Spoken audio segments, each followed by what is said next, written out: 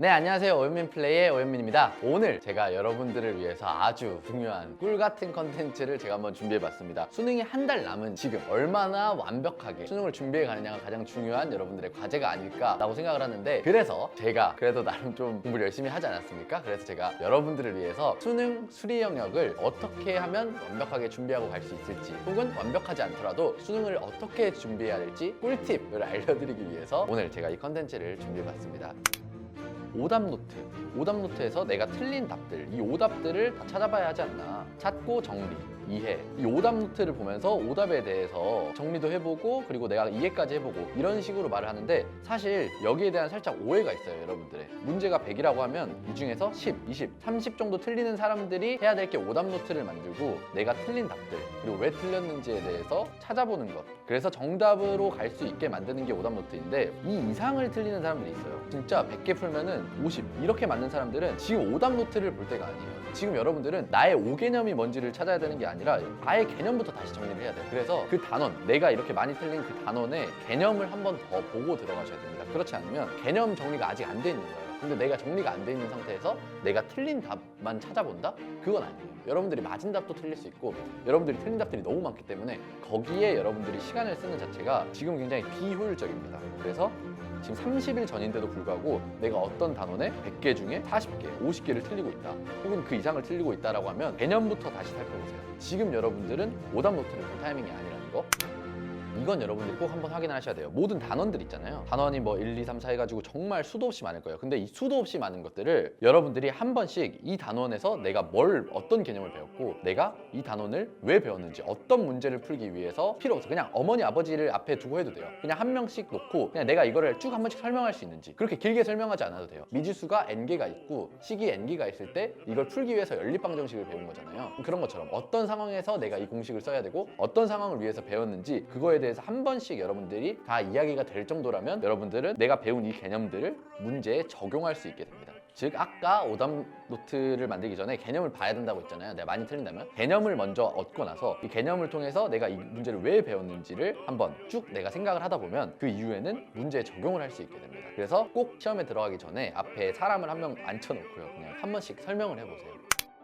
아까 이야기했던 것처럼 오답도 다 보고, 오답 정리하고, 설명도 해보고, 여기까지 되면은 베스트예요. 근데 내가 시간이 부족하다라고 하면 이제부터 말하는 거는 꼭 해봐야 될 팁이에요. 이게 일단 1번으로는 가장 먼저 기출문제는 꼭 푸셔야 됩니다. 교육 평가원 있잖아요. 평가원에서 수능을 내고 있잖아요. 이 평가원에서 냈던 기출문제들을 꼭 한번 살펴보셔야 됩니다. 형식적인 이야기이긴 하지만 그런 말들 하잖아요. 출제자의 의도를 파악해라.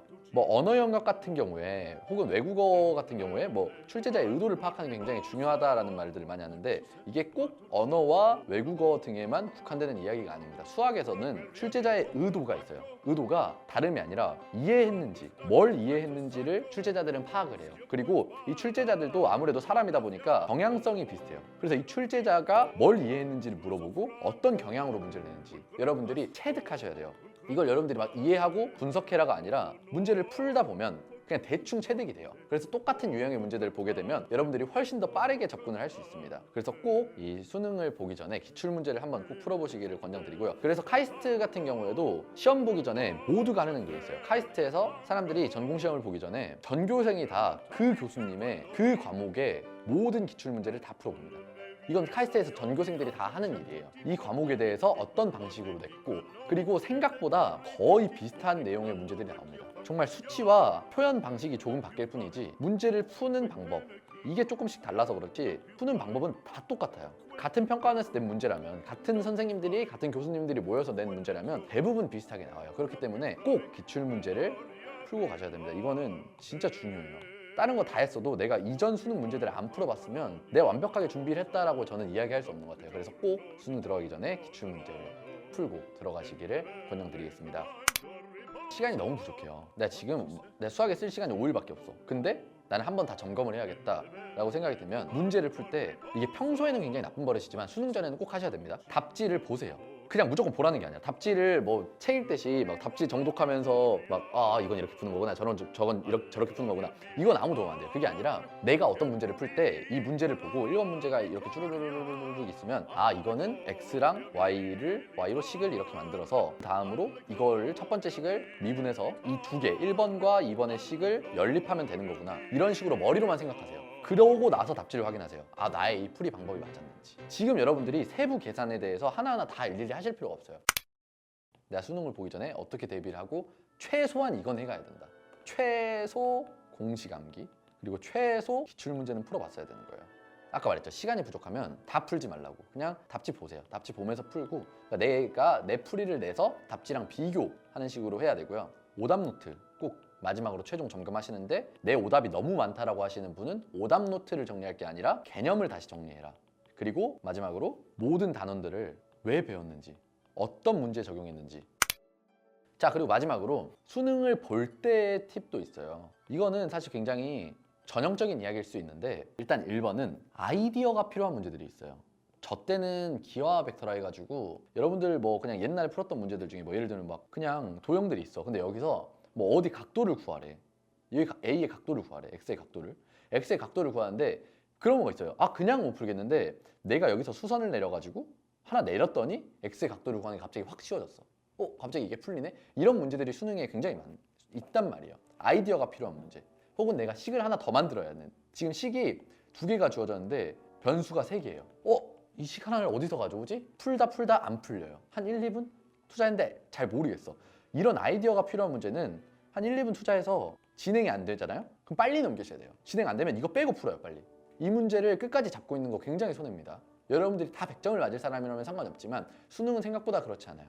하나를 틀려도 1등급이 나올 수 있는 거고, 마지막 남는 시간에 이 문제를 풀어봐도 되는 거예요. 그래서 이런 아이디어가 필요한 문제들에 한해서는 내가 한 1, 2분 동안 지금 진행이 안 되고 있어, 문제 동안.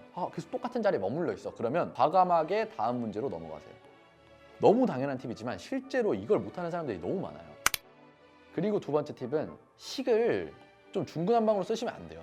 막 그런 사람도 있어. 만약에 문제가 이렇게 있고 여기 공간이 문제 밑에 공간이 있잖아요. 그럼 여기 공간에다 보통 풀이를 여기다 쓰잖아요. 근데 막 이런 식으로 하고 나서 뭐 다음 거는 갑자기 또 여기서 뭐 22 곱하기 뭐 11 뭐 해가지고 막 이렇게 막 왔다가 또 갑자기 또 여기 그 다음 식은 뭐 242에 그러면 더하기 63 이런 거 하지 마세요. 이렇게 왔다 갔다 하시면 안 돼요. 여기서 갑자기 여기 갔다가 이렇게 하면 안 돼요. 왜 이렇게 하면 안 되냐면 수능은 여러분들이 얼마나 알고 있는지를 평가하는 문제지만 생각보다 수능은 잔인해요. 여러분들이 풀이를 90% 맞았는데 계산 하나 틀렸어. 이러면은 이 문제를 0% 아는 애랑 여러분이랑 똑같아요. 똑같은 사람이 되는 거예요. 수능은 답만 봐요. 얘가 낸 답. 이게 맞는지 틀린지. 이 정리를 보세요. 자, 수능 전 여러분들이 꼭 하셔야 될 거 기출문제 풀이. 그리고 단원 설명.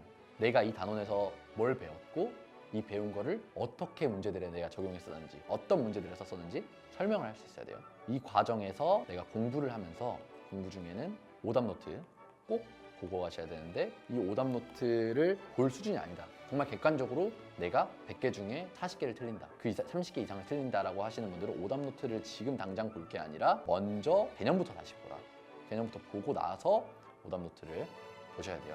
문제 풀 때 풀이만 생각하시고, 풀이까지만 딱 생각하시고 답지랑 비교. 끝까지 답 내지 말고 문제 풀이를 생각하고 답지랑 비교하는 수준으로 이렇게 하셔야 되고, 또 공식 다 외워가라고 했어요. 공식 안 외워두면 시간 진짜 부족합니다. 그래서 정말 필요한 것들, 기출문제 풀고 공식 외우고, 이거 2개는 필수고, 그 다음에 여러분들이 단원 설명을 할 수 있어야 됩니다. 그리고 이 공부를 하는 과정에서는 꼭 오답 노트 정리 잘하고, 그리고 문제 풀이를 생각하면서 답지랑 비교해서 이렇게 시간을 좀 효율적으로 사용할 수 있게 공부를 하셨으면 좋겠고, 수능 보는 당시 시험 중에는 아이디어가 필요한 문제들 모르겠으면 빨리 넘기라고 했어요. 빨리 넘기고 포기, 다른 문제. 그래서 일단 내가 풀 수 있는 문제 다 풀어요. 다 풀고 나서 마지막에 내가 못 풀었던 문제들만 이렇게 푸시면 될 것 같고, 그리고 문제 풀이를 좀 순차적으로 이렇게 써가지고 내가 마지막에 검산을 하는데 효율을 좀 높여주셔야 돼요. 그래서 여러분들이 이 제가 말한 방식으로 마지막까지 수능을 정리하고 들어가시면, 혹은 수능이 아니라 앞으로 여러분들한테 닥칠 모든 수학 시험들을 정리하고 가시면 저는 최소한 한 문제 정도는 더 맞을 수 있을 거라고 생각해요. 그냥 여러분들이 진짜 주먹구구식으로 막 그냥 문제만 풀어보면 돼, 계속 풀어봐야지, 한 문제 더 풀어봐야지 이렇게 하는 것보다 이 어느 정도 가이드라인을 둔 상태로 마지막 정리를 하고, 이 가이드라인을 가지고 있는 상태로 시험을 보면 여러분들 한 문제라도 더 풀 수 있고 한 문제라도 더 검산할 시간이 생길 겁니다. 그래서 여러분들의 수학 점수에 조금이라도 도움이 되셨으면 좋겠고요.